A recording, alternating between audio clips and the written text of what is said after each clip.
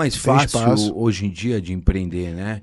Eu acho. Eu acho que a gente tem mais ferramentas. Mais informação mais também. informação. Apesar dos pesares de impostos, carga tributária, Pode as entrar nisso. amarras que o Estado coloca nas costas do empreendedor, eu concordo com você. É um país em desenvolvimento, né? Então, se está em desenvolvimento, tem muita oportunidade. Então, Com certeza. Então, assim, empreender aqui é bom. É bom, muita oportunidade. Muito, ponto. Então é isso aí.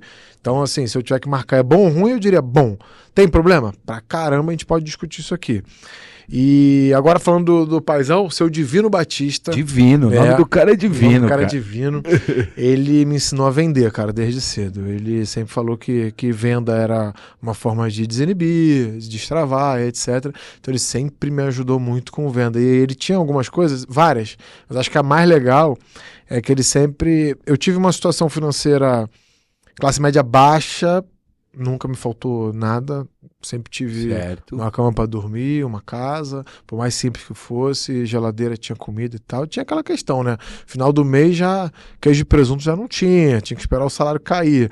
Mas nunca passei aperto não, mas graças a Deus meu pai sempre trabalhou muito, minha mãe também, minha mãe costurava, meu pai é técnico eletrônica, então tinha uma vida, consertava a televisão, Dona Sônia, costureira de mão cheia, depois foi estudar contabilidade, se formou em contadora, mas depois de entre 40 e 50 anos de idade. Eu acho muito legal, pessoas. Minha mãe fez direito com quase 50 anos também. Legal.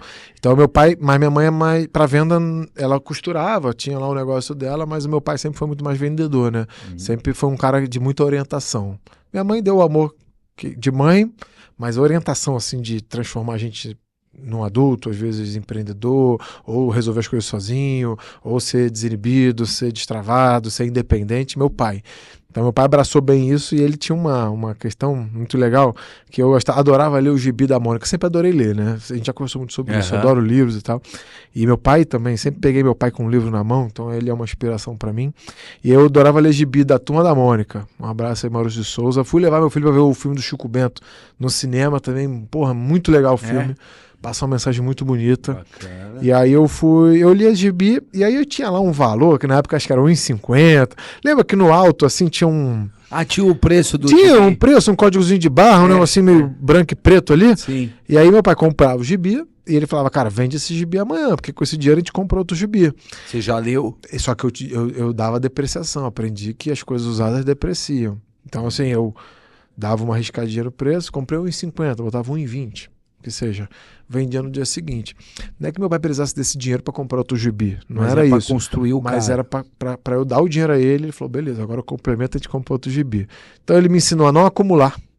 Então eu nunca acumulei. Então assim, eu sempre usei, passei. Economia colaborativa. E eu acho que isso conta muito, cara. Porque na vida, seja quando você compra um carro, um imóvel, alguma coisa, ele tem uma média ápice dele, né? Você tem que saber vender o que você compra. Se você sentar naquilo, às vezes você comprou um imóvel que está muito bem hoje. Daqui a 20 anos, o comércio da região cai, violência na região aumenta, você perde. Então você tem que estar sempre monitorando isso. Então meu pai me ensinou essas duas coisas bem que me levam na vida empreendedora até hoje. Que demais. Deixa um abraço para ele aqui, seu Divino Batista. Você é um cara diferenciado. Nos podcasts as pessoas perguntam muito, mas como é que você fez isso?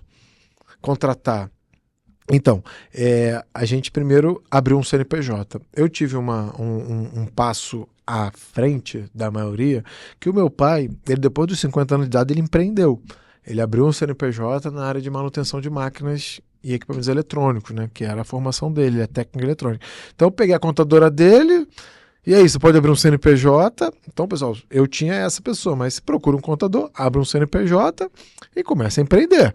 E aí o primeiro funcionário veio da minha rede ali, é aquele tio, que é um cara bom de fazer serviço, pode te ajudar a puxar um cabo, e aí já conhece alguém ali, um eletricista que você pode chamar para fazer um freela naquele primeiro momento. Então, meus colaboradores no início eram assim. Depois, com o tempo, aí a gente começa a estruturar a empresa, né? Passa a ter um escritório, começa a seguir. Então, de 2011 a 2018, só Ineutec. E aí, em 2018, eu abro o meu segundo negócio, que é a Ineutec São Paulo. Então, eu começo a ter uma empresa Rio-São Paulo, e aí eu começo a entender, a cabeça abre para ter mais de um negócio. Isso foi muito importante. Por mais que fosse o mesmo negócio, era mais uma sede, mais uma equipe.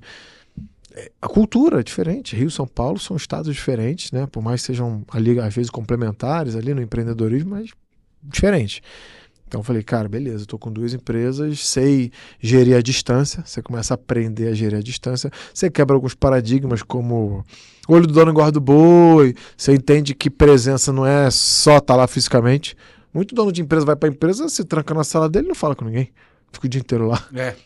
Então assim, isso... E também a mudança do mundo hoje em dia com tecnologia, internet, né? Exato, em 2018 já começava a ter isso. Então assim, a tecnologia ajudou, e eu comecei a entender que sim, você criando cultura, processo e tal, você consegue ter mais de um negócio. Então, destravou minha mente nisso.